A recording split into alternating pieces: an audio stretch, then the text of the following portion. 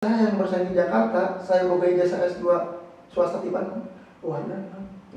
Tapi ketika saya misalnya panggil Sandi Uno, saya boga ijazah S di luar negeri, saya pride itu kan. Ada value lebih ya. Nah, minimal tuh diremehkan itu kan. Itu benar ya. Eta ini kan.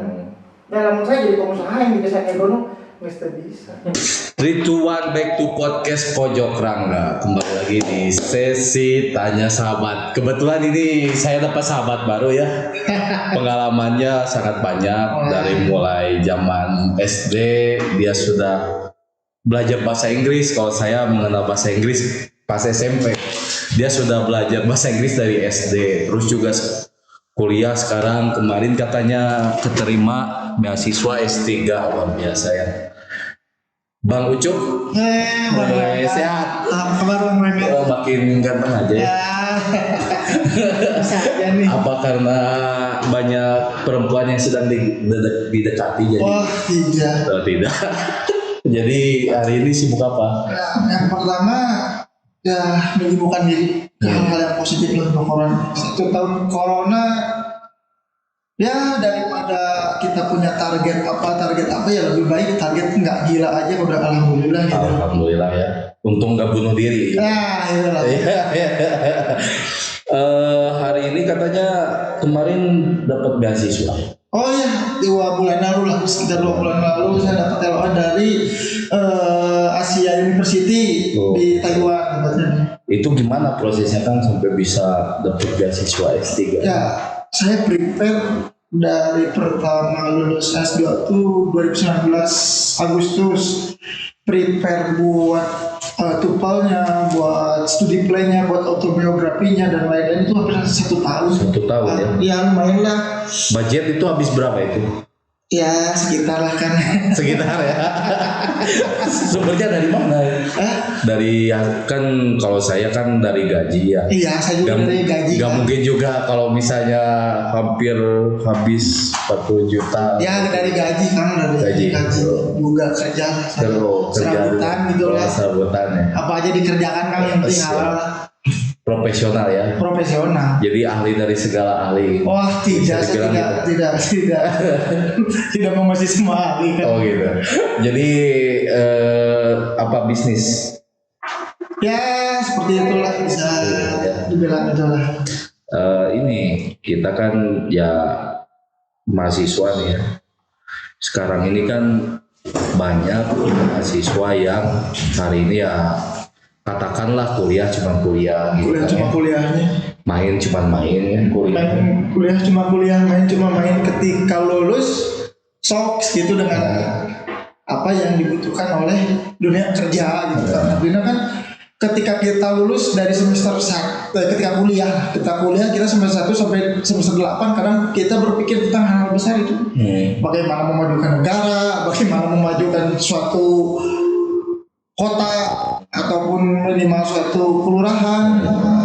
Sempet nyesel juga nggak sih? Sempat nyesal juga. Saya pernah dikasih tahu sama dosen. Tapi nggak sampai bunuh diri nyesel? Enggak lah. Nggak boleh lah. Oh nggak boleh ya.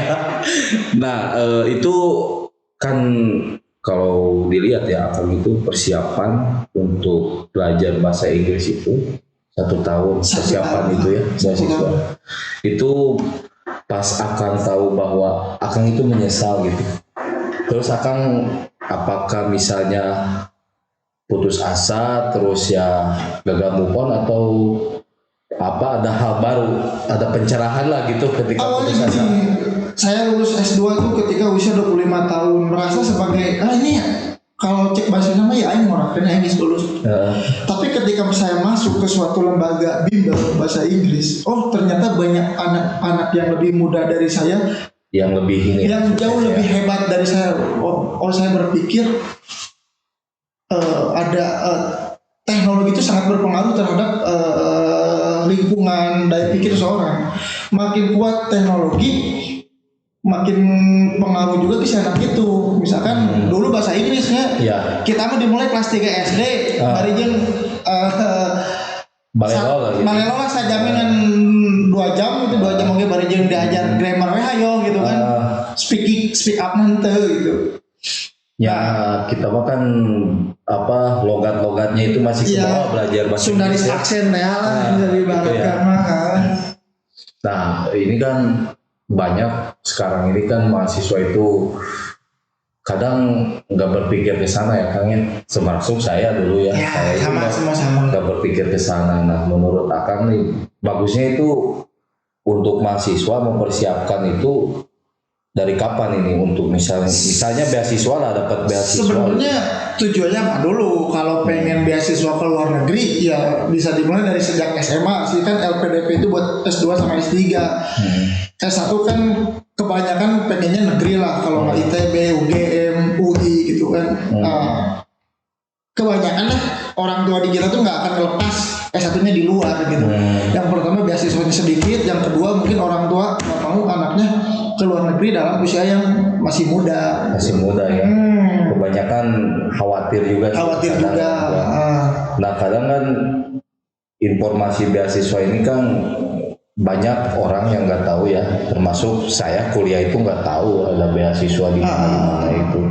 Nah menurut Akang bagusnya ini informasi beasiswa itu disampaikan apakah lewat misalnya dari kementerian ke sekolah gitu atau gimana? Soalnya informasinya itu ya susah juga sih. Misalnya untuk yang lulus SMA nih mau kuliah dapat beasiswa gitu. Balik lagi Kang, jadi balik lagi ke literasi seorang apa minatnya gitu kan. Ketika misalkan dari SMA nih cita-citanya mau jadi apa, nah dia bisa minta pendapat ke para senior tuh bagusnya gimana, langkah-langkah saya yang harus misalkan saya pengen S2 di luar negeri nih dari SMA, masih SMA udah kepikiran, berarti punya waktu 4 tahun tuh buat prepare gitu. Saya harus ke universitas mana, saya harus ngapain. Artinya kan kalau di Indonesia itu kalau masih SMA tuh masih kepikiran bahwa negeri itu adalah segalanya. Tapi kan nggak juga sekarang dengan Indonesia dengan 4.0-nya di dunia pendidikan, swasta pun banyak yang bagus. Sebenarnya sudah banyak yang bagus. Malah banyak yang lebih bagus daripada negeri. Cuma kan justifikasi orang-orang tua tuh bahwa anaknya harus masuk ke negeri itu adalah sebuah pencapaian kesuksesan. Ibaratnya ini kamu harus masuk ITB. Ketika masuk ITB itu ada kebanggaan tersendiri bagi orang tuanya. Jadi kadang kan nggak berpikir ya orang tua itu misalnya dikuliahin ke negeri proyeksinya mau kemana, terus ketika lulus mau kemana. Ibarat inilah kan kayak anekdot di pengusaha di Bandung itu atau di Jakarta di Indonesia. Jadi kalau pengusaha anaknya belum jadi kedokteran itu belum sukses. Belum sukses ya. Karena kedokteran itu spendingnya dari itu kan kedokteran 4 tahun lah. Udah beres 4 tahun SK koas 1,5 tahun. 1,5 tahun intensif 1 tahun. Berarti memerlukan waktu 4,5 tahun tambah 5,5 tahun tambah 6,5 tahun. Nah ini mau di usia 18 kan boleh 25 tahun karena beres. 25 tahun. Katanya lah sekolah terus. Tapi kan biasanya sok kayak jeda. Ada jeda gitu, berarti kan orang tuanya itu harus mempersiapkan minimal orang tua yang punya dokter tuh minimal 10 tahun dari lulus SMA itu ya udah dia nggak usah berharap untuk balik modal, ya udah dia spending uang aja. Tapi kan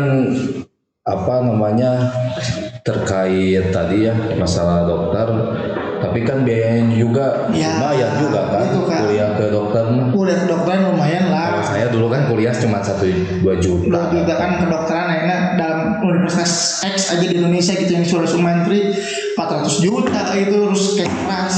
400 juta harus cash keras. Ya kalau misalnya kayak saya mah saya oke mampu. Terus Bapak ngambil jurusan apa dulu? Saya administrasi negara. Itu tersesat atau pilihan hati? Tuh sebenarnya pacar kepala sih. Gua itu. Iya, sebenarnya saya mau kuliah. Mau kuliah. Nah, kuliah Bang. Ya kenapa baru saya lulus SMP lalu mana di daerah. Oh gitu. Emang daerah mana? Ya tahu negara beli gue. Waduh, mah. Jadi cek indung saya sok mana jadi geber jadi pembulung penting dulu sarjana. Oh gitu. Ayo masuk indung saya diabuskan masuk Cimamat ya habis administrasi negara supaya jadi PNS. PNS supaya ya. Apa pemerintahan. Oh gitu. Jadi apa pemerintahan itu jerok tinggi Jerawat teuing. Jadi ka politik jadi geus teh hayang jadi PNS. Tapi teu mungkin ya. Diteuleuh sih kan. Jadi jerawat kieu Kang, kalau kita melawan orang-orang politik, kita jangan politik lagi. Tapi dengan kemampuan. Tapi kalau kita melawan dengan orang yang punya wawasan, kita dengan politik. Jadi cara tong beda. Lamun enak politik terus balik celaka. Tapi lamun enak hanya menang beasiswa yang orang-orang pintar kan. Rata-rata mereka belajar. Aing mau capek, jangan rekomendasi mana. Oh kan gitu. Tapi ya proses kan. Ya proses lah. Iya kan ya. Artinya saya mengakui bahwa saya tidak bisa belajar sekeras orang-orang lain di luar. Tapi saya mencari celah di luar bagaimana saya bisa masuk. Intinya ya dengan cara kan ibaratnya hanya jadi 10 ke 5 tambah 5 kan. Jadi tambah 8, 2 tambah 8 gitu. Sebenarnya kan gini ya. Terkadang orang itu tadilah kulen gitunya, apalagi kalau mahasiswa, apalagi udah lulus bingung balik kumaha. Saya teh udah lulus teh apakah mau ngapain sih gitu. Kadang nggak kepikiran juga udah lulus teh mau S2 lagi gitu. Mau ini beasiswa bingung. Kenalan gak punya, talenta gak punya, bingung kan kumaha kalau gitu kan. Kalau menurut saya kan selain jurusan kesehatan, saya sih menang gawe sih. Oh gitu. Jadi tingkat murtadna teh tinggi gitu. Misalkan di jurusan agama gawe di bank aya. Jurusan keuangan jadi guru ngaji aya. Tapi just jadi dokter profesi gak dokter. Jurusan elektronika jadi ustad. Aya loba nya. Jadi kumaha jurusan naon manajemen jadi gober aya. Oh gitu. Jadi yang paling pancek lah gitu jurusan yang paling pancek kesehatan. Hiji kedokteran. Bidan anu geus loba. Bidan ge loba nu belot kan. Karena lagi bidan di kota ngelahirkeun geus ku bidan. Anak ku dokter, tapi esok kelas 3 beres meureun. Bidan ayeuna dibawa ke kampung digaji 300.000. Alah, gaya kuliah aing mahal cenah. Makanya dia rata-rata kalau ngambil S2 kerja di bank. Jadi sebenarnya serapan tenaga kerja tertinggi di Bandung teh dua.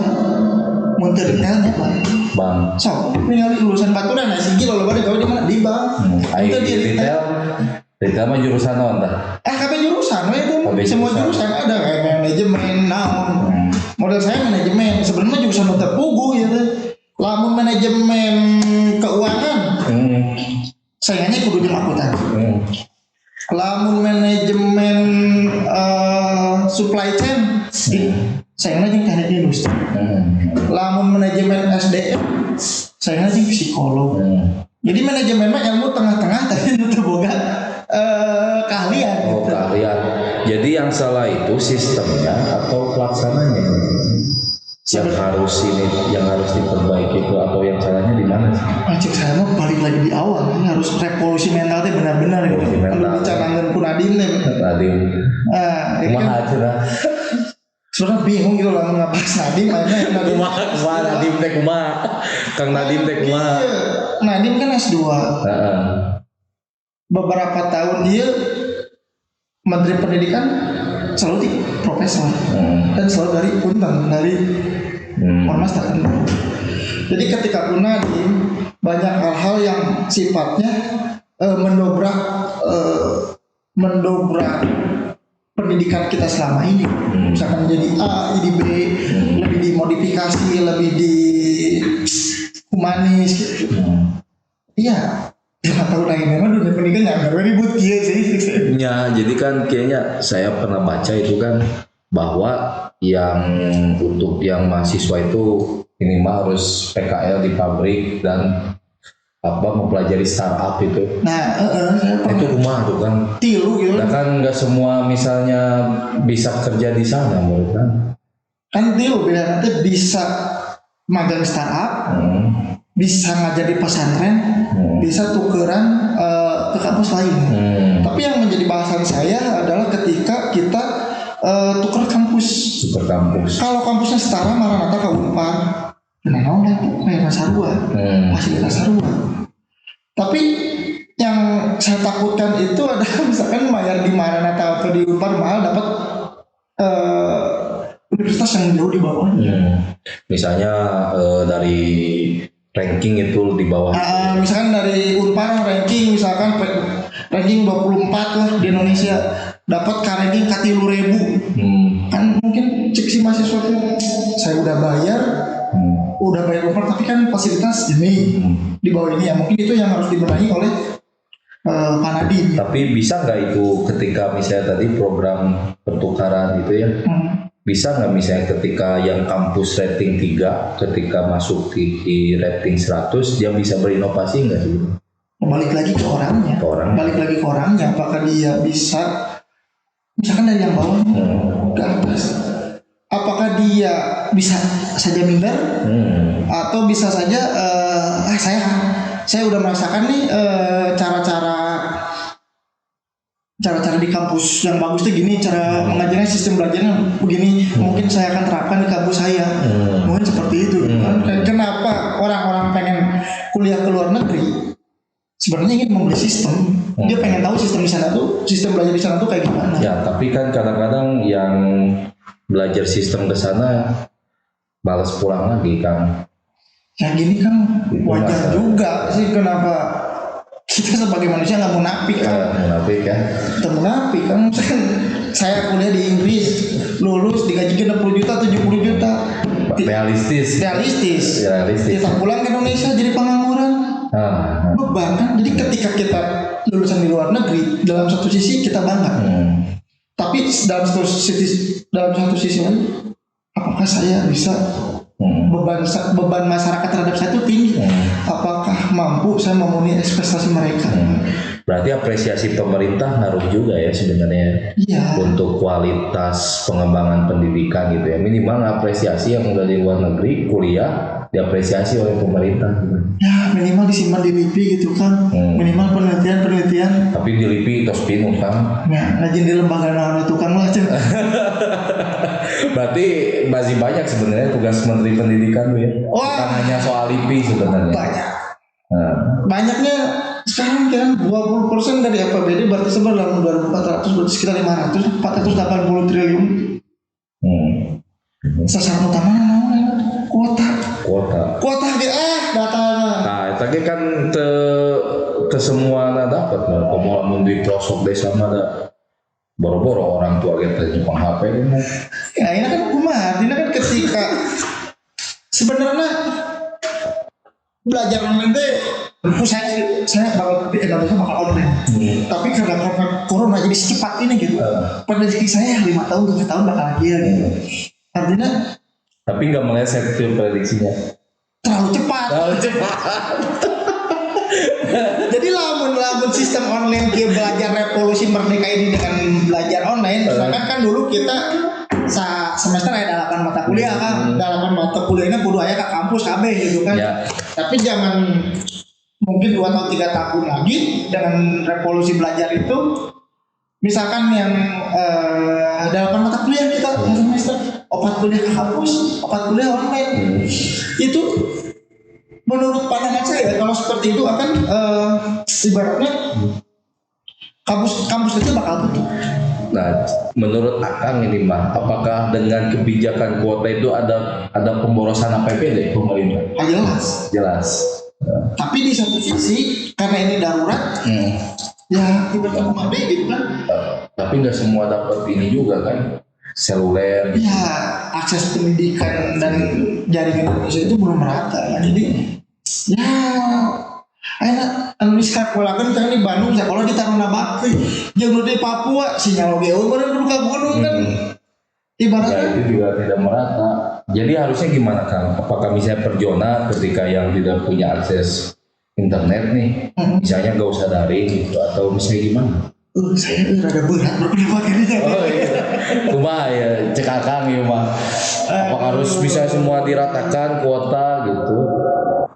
Makanya agak bingung saya rada sieun dari speak up atau jadi ketika kita mengkritisi pemerintah tuh saya takutnya kan ada kritis konstruktif, ada yang membangun, ada yang kritik anu mati. Takutnya ketika saya berbicara ketika kritik membangun tentunya banyak disalahartikan gitu. Kan podcast dia podcast bebas gitu. Jadi ketika saya ingin mengkritisi atau memberi saran ke publik saya berhati-hati sekali gitu. Ini pertama agak skip tema. Oh iya.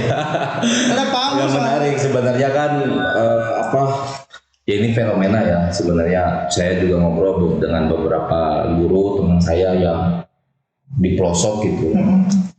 Ya dia curhat gitu bahwa ya ketika ada pembelajaran daring ya saya repot juga katanya. Karena di Cikanjung itu kan orang tua nggak semua megang HP juga gitu. Jadi ya saya juga berpikir ini tuh apakah misalnya dengan kebijakan nasional itu dampaknya yang untuk terutama yang akses tadi ya. Nah itu bingung gitu kan. bingung juga saya. Semua negara itu nggak ada yang siap sama kopi. Semua ya. Semua negara nggak ada yang siap dengan kopi. Makanya ketika Indonesia yang negaranya berpulau-pulau yang pencelak-pencelek itu, ya agak sulit mau kita mau saran saya A mau saran saya B pasti ada positif negatifnya. Pasti ada kelebihan kekurangan. Nah makanya saya untuk mengkritisi pemerintah agak dijauhi gitu, agak kasusnya agak sensitif kan. Apalagi dengan undang-undang ITE ya. Aduh iya. Sebenarnya bukan mancing Kang, ini kan kita ingin menemukan solusi. Bagusnya gimana sih gitu ya. Kadang bingung juga untuk yang di pelosok-pelosok, kadang yang tadi masalah akses beasiswa juga susah. Terus juga akses kota gitu. Kalau di pelosok kelebihannya kan kalau hitungannya beasiswa LPDP mereka dapat keistimewaan. Kalau daerah pelosok itu misalkan gila, lamun saya keluarga Jawa Barat yang sekolah S dulu luar negeri, ayatnya 7. Tapi lamun di pelosok mah ada keringanan 5,5. Tipsnya kumaha Kang eta hoyong misalnya dapat beasiswa gitu. Nah, Tips yang dipegang ku Akang gitu kan. Intinya apa? Tips kan sekarang kayak YouTube-nya ya Google login. Ya tips aja kalau saya nggak tahu apa-apa. Bagaimana cara mendapatkan beasiswa kan muncul. Nanti bisa lihat tips-tipsnya di YouTube, udah banyak loh youtuber. Tapi kan nggak semua juga ini ke YouTube juga. Iya kan segmentasinya gini kan, segmentasinya untuk beasiswa, apalagi beasiswa ke luar negeri itu ada beasiswa dalam negeri kan, ada beasiswa yang untuk kampus tertentu. Iya, Ada beasiswa itu misalnya seseorang yang kuliah di luar negeri atau seseorang yang pengen dapat beasiswa, kata itu malah di Bandung mungkin 10.000 hiji gitu, jadi 100.000 hiji. Nggak semua orang bisa itu, mungkin mau aja, tapi apakah dia bisa konsisten? Dan mau berproses. Mau berproses. Kalau saya beasiswa ini pendaftaran 2 minggu kemudian terus saya belajar dari sarua yang kadang kita kan sok maroda teh. Nah, ketika mau misalnya daftar LPDP marot simpulkan masuk gitu. Termasuk abdi gitu. Kayak kerbau lah jangan SBY kermimiti aya LPDP. Dan ningali tupel dan ningali EOE lu penting asal minat daek pemerintah disalurkeun. Gitu. Ayeuna mah daftar LPDP tahun depan. Saya yang daftar LPDP 2002 hiji. Saya persiapannya dulu di 2018. Karena ini ya proses 2 tahun. Proses 2 tahun, jadi saya cukuplah 1 tahun atau 2 tahun. 6 bulan itu udah paling cepat. Karena kan lamun nyiapkeun IELTS, eta hayang menang 7 tadi. Susah. Biasanya. Saya kudu 1 tahun itu 1 tahun. Belajar nate. Belajar deureun lah. Oh eta mah wayahna we. Kabayang mun jelema nu geus jenuh pisan eta. Nya eta. Akan kumaha eta bisa teu jenuh kan? Nah sebenarnya mah jenuh sih, tapi jenuh, kan ya? demi penasaran ya. Penasaran ya. Kan maksudnya. Siga penasaran ka istri gitu, anu di tiga bogonya. Itulah ya. Analogina. Ya. Karena saya lihat gini, ketika teman-teman saya lulus S2, hampir 90% pengen membuat startup.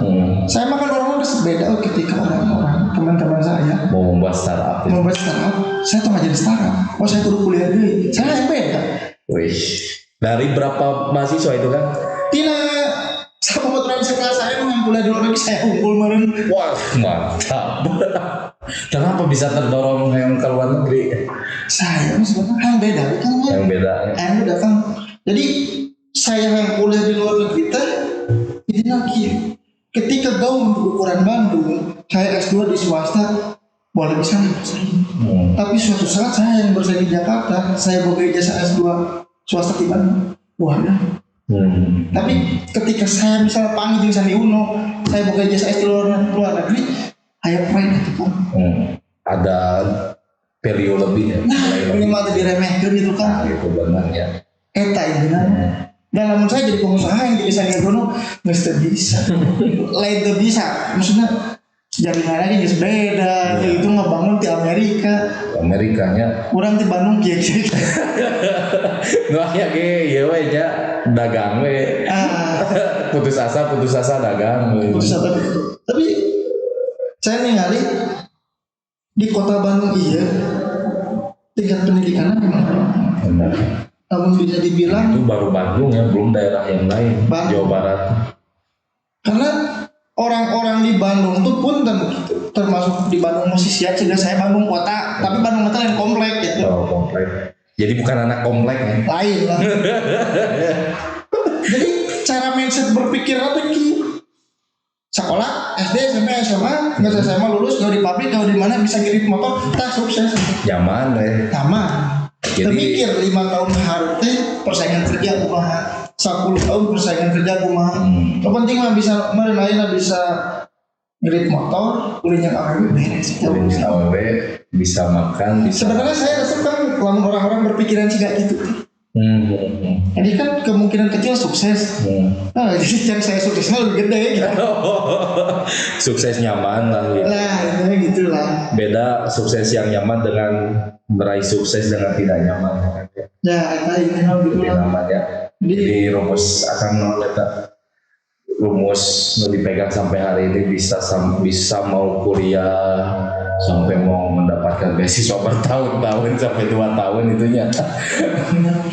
Bahkan saya ini. Bahkan sehari. Kemarin motivasi ada. Dikit lah. Kenapa? Enjoy ya. Enjoy lah enak. Lamun tong ada cek batur beasiswa saya kieu tong sieun enjoy jalan. Ini nama gitulah model skripsi, model tesis dia. Enjoy lah kan. Ya. Udah pasti lulus kita yakin. Mohon artinya Siap. terus ajak ngobrol. Siap. Walaupun mau tidur tapi tadi Ya ini jam 2 malam kan. ya terima kasih Kang Ucup atas waktunya, mudah-mudahan nanti podcast lagi Ya siap. lebih bagus buat temennya yang banyak dan kita ngobrolnya lebih enak ya. Sebelumnya jangan lupa like and subscribe dan share kepada sahabat-sahabat Mas Bro yang ada di rumah Pojok Rangga Official. Back to podcast Pojok Rangga.